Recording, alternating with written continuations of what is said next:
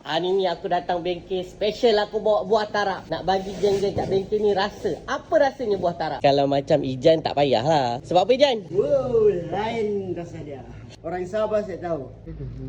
Nah. Tarap jauh. Lepaskan punan kau Jan. Berapa tahun sudah kau tidak balik Sabah? Mau 7 tahun tau. Kali ni aku bawa untuk kau Jan.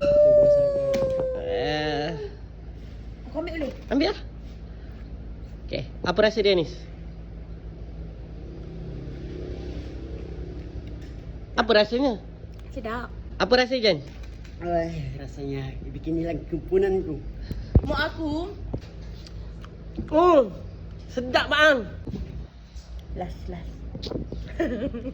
Sedap.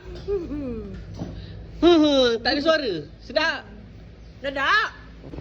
Yang ni. Haa. Macam cempedak. Haa. Cuba rasa. Betul lah buah kari. Bismillah.